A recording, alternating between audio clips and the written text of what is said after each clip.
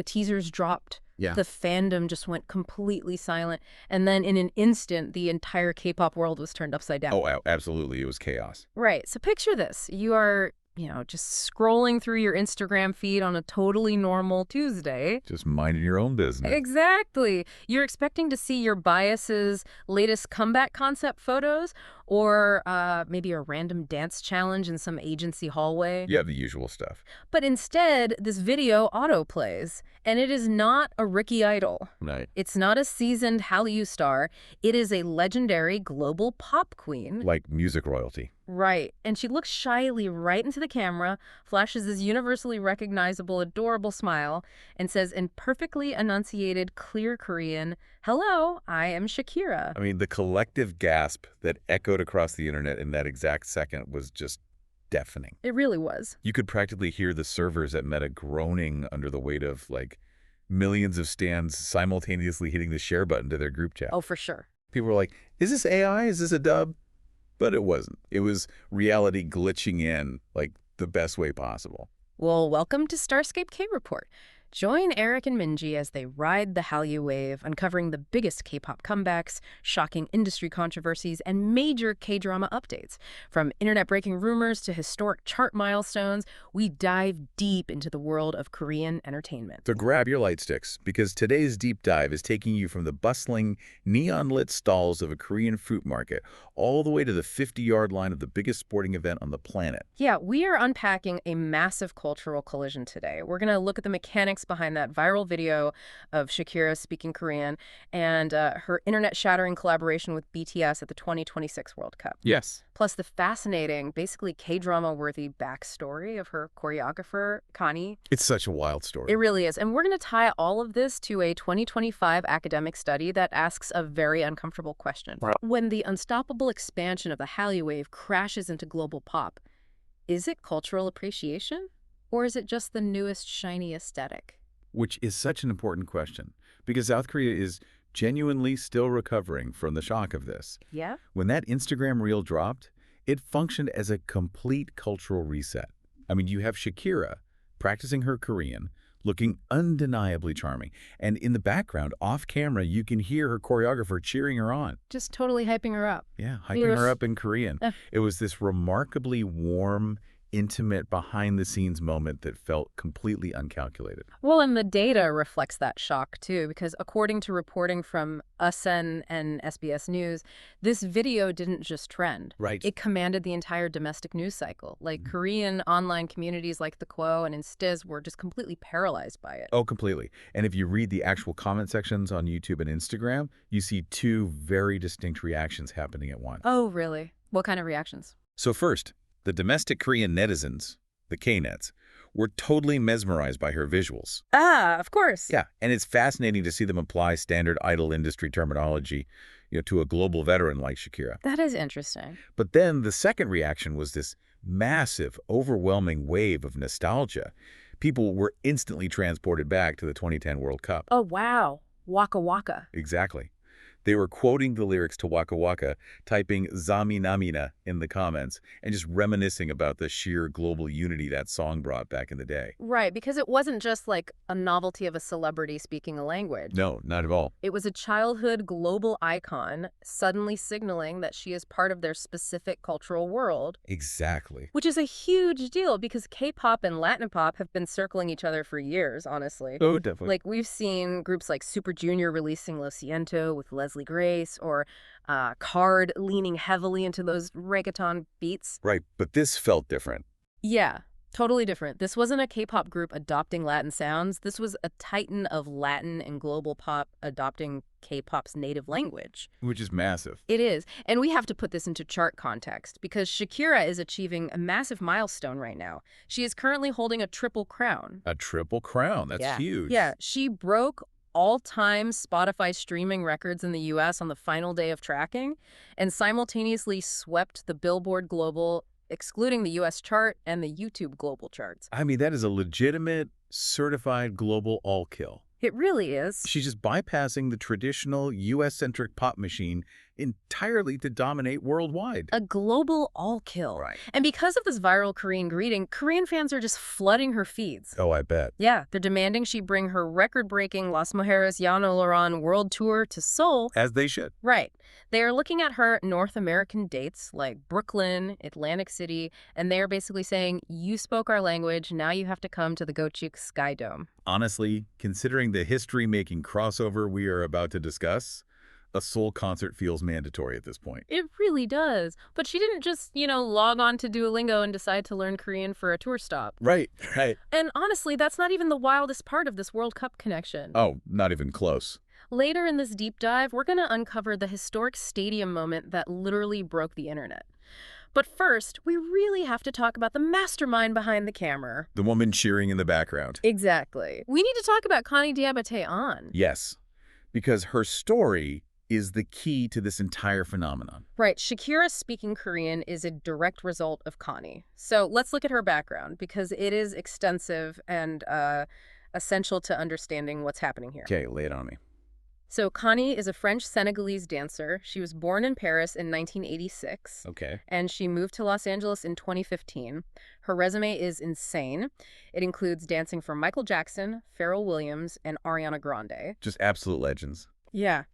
And in 2019, she choreographed Beyoncé's track My Power from The Lion King, the Gift soundtrack. Okay, but the lore behind her transition to the Korean industry is honestly better than most K-dramas. It really is, yeah. So Kany visits South Korea in 2018, and she just falls completely in love with the country, the culture, the energy. As one does. Right, and she meets a Korean former rock band member who had been living in the U.S. Oh, wow. They fall in love, they get married in 2022, and they decide to settle down permanently in South Korea. That's amazing. And here's the best part.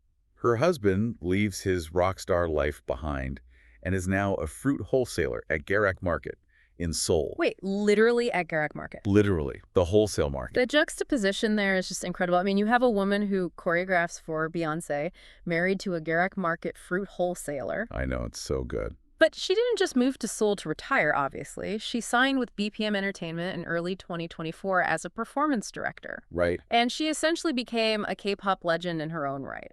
Because her integration into the industry is just so authentic. Yeah. I mean, she started out doing the choreography for Chinese Key on his solo track Gasoline. Oh, that choreography was amazing. Right, which actually led to them becoming best friends. She even appeared with Key on the massively popular variety show I Live Alone. Oh, I saw that episode. It was hilarious. Yeah.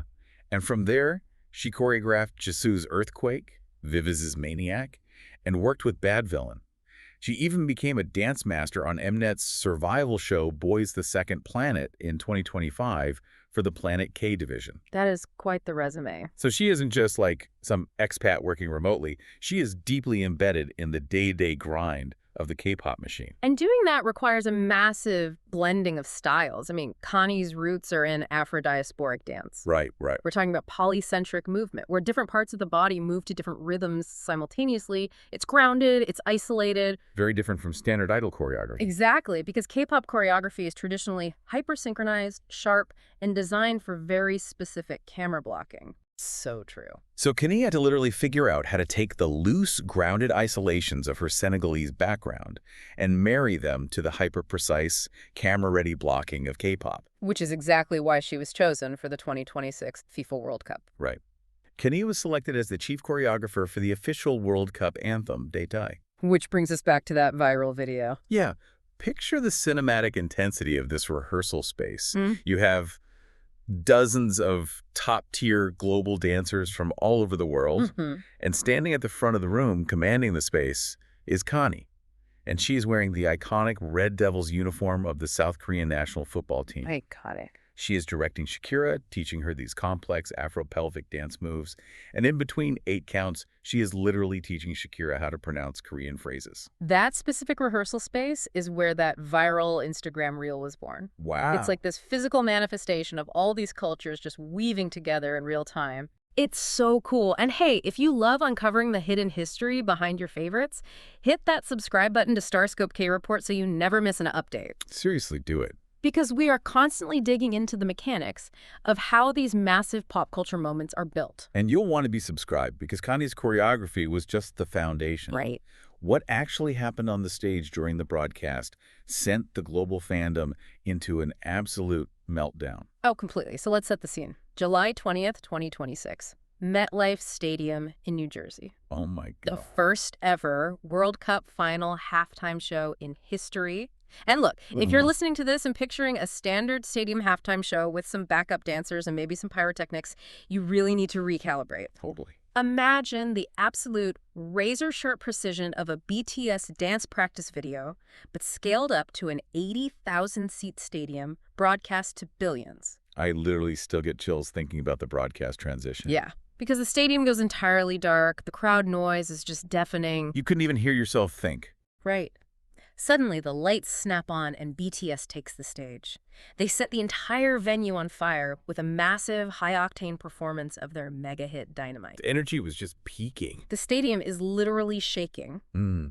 And then, in this flawlessly executed baton pass, BTS clears the center and Shakira emerges. Yes. She delivers this dazzling, rhythm-heavy finale of the World Cup anthem, Dai Dai. I mean, watching BTS and Shakira command the same stage was historic enough on its own. Right. The timeline was already chaotic, but it was the backstage interactions that really pushed the fandom over the edge. Oh, the Instagram stories. Yes. Right after the show, RN posted a group photo on his Instagram story. It's all of BTS posing with Shakira in the waiting room, Yeah. and he captions it with one single word. Queen.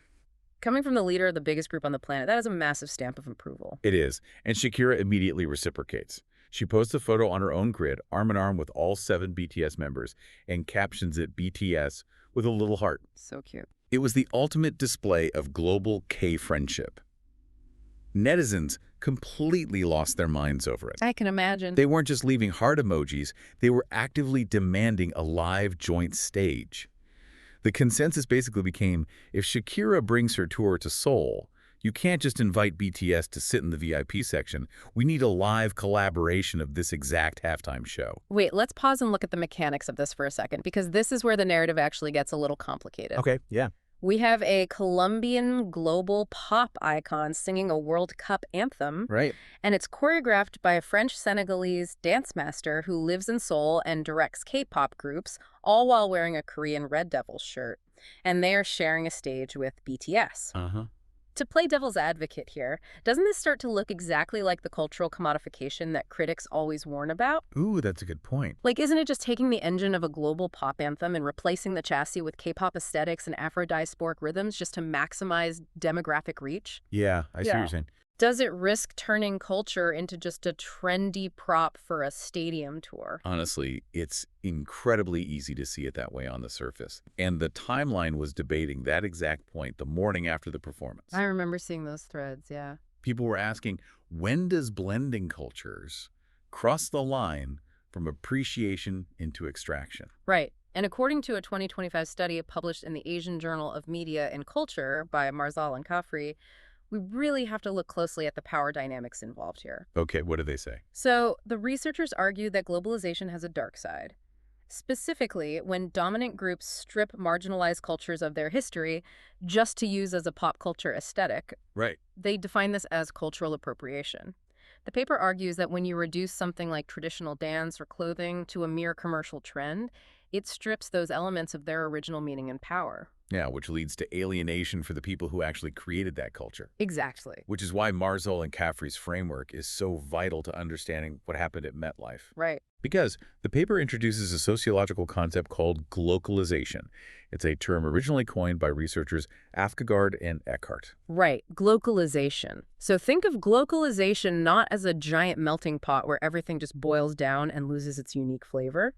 Think of it like a local chef taking the rigid, mass-produced framework of a global fast food burger and completely remaking it from scratch using hyperlocal, traditional spices, and native ingredients. I love that analogy. Yeah, it's the global framework, but injected with local DNA. Right. Now, apply that to Kany. You have a French-Senegalese choreographer bringing her authentic Afro-diasporic roots, the polycentric dance styles, and teaching them to a Colombian singer. Yeah. But simultaneously, Kany is proudly representing Korean culture, wearing the Red Devil shirt, teaching Shakira the language. Oh, On the surface, a cynic could definitely call that a calculated demographic grab. sure.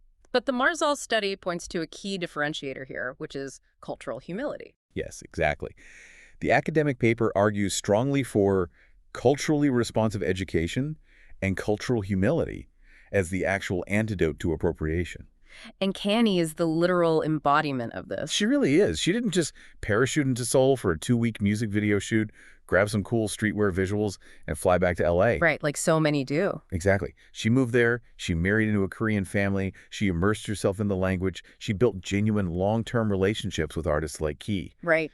And she really paid her dues in the incredibly grueling K-pop industry, choreographing for groups like Vivi's. So her involvement is based on a lived reality, not just a mood board. Precisely.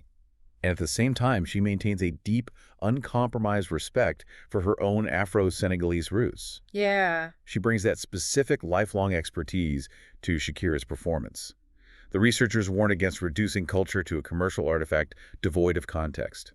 But Kany's work is drowning in context. It really is. It represents the exact kind of respectful cultural exchange, authenticity, and true globalization that academics argue we should be striving for in media. It's a synthesis, not a theft. That is such a fascinating way to look at it. It radically changes how you view a 3-minute stadium performance. That? It shows that when cultural exchange is executed with actual immersion and humility, it doesn't erase identity, it creates a new historic standard. So true. And hey, if you enjoy deep dives that connect the massive hype of pop culture to real-world sociological insights like this, make sure you are subscribed to Starscope K Report. Seriously, hit subscribe. We love peeling back the layers on these massive fandom moments to see how they actually work. It just makes being a fan significantly more rewarding. When you understand the cultural mechanics behind the choreography, you aren't just consuming content anymore, you're witnessing history being made. Yeah, exactly. Which brings us to the future of the industry. I want to leave you with a final thought to mull over. We just watched a French-Senegalese K-pop dance master direct a World Cup halftime show, teaching Korean to a Colombian global legend who was sharing the stage with the biggest boy band on Earth. It still sounds crazy when you say it out loud. It really does, but if the Hallyu wave is now this massive and this deeply embedded in the foundational infrastructure of world entertainment, where does K-pop end and global pop begin? That's the million-dollar question. Is K-pop even a localized genre of music anymore? Or has it simply become the new standard operating system for the entire global music industry? Think about that the next time you're scrolling through your phone expecting a standard dance challenge and your world gets turned upside down by a simple, "Hello, I am Shakira" in perfect Korean. Such a crazy moment. It really was. You've been listening to Starscope K Report, where Eric and Minji bring you the stories shaping K-pop, K-dramas, and the global Hallyu wave. Thanks for tuning in, and don't forget to subscribe for more stories that keep the stars shining.